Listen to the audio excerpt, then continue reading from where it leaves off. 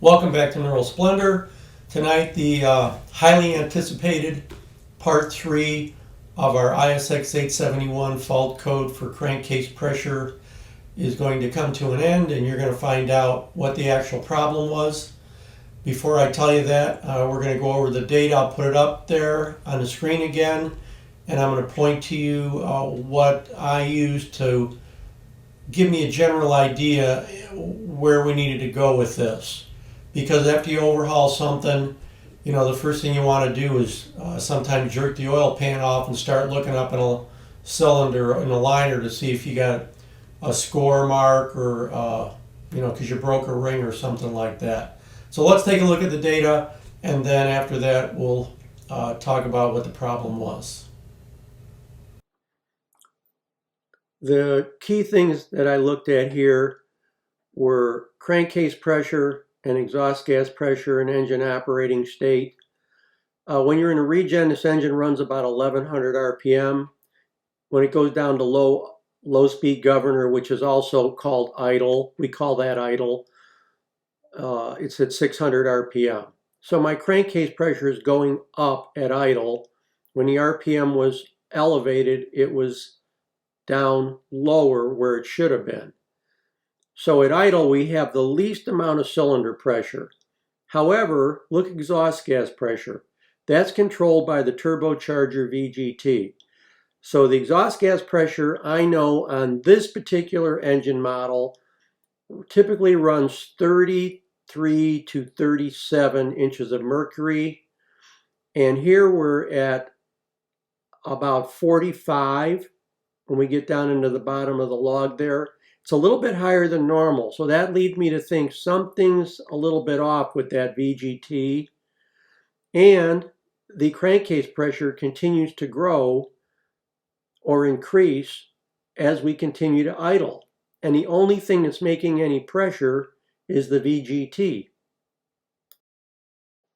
As we get farther down the log here, you'll see that the crankcase pressure is continuing to go up. Over in engine operating state, you'll see fueling high-speed governor state, and you can see engine RPM. So the mechanic was holding the throttle down with his foot to raise RPM to see what happened. And at idle, or low-speed governor state, we should be down around 35 inches of exhaust gas pressure. And you can see towards the bottom of that log that we're really above that. The last 5 or 6 lines, we were at 675 RPM, and that was base idle speed. And the boost was way down, but the exhaust gas pressure was way up. And it should have been around 35, but it was up at 38, 43, and then it went up to 50. So you can see the crankcase pressure went up with it. That led me to believe that the problem was in the turbocharger. It was leaking by the VGT into the main housing of the turbo, where the oil and the shaft is. And once it gets in there, it goes right down the turbo drain tube, that big pipe.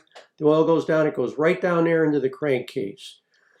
So what we did is we had the customer's old turbo, we bolted it on, and we repeated the regen and the road test, and the blow-by never went over. On the road test, it got up to like 1.8, and on the regen, it never got over 0.8, and our exhaust gas pressure was down around 35. So there was something going on with the VGT here, and this was a Cummins Recon turbocharger that had this problem. First one I've ever seen that had the problem, but it's a complex piece of machinery.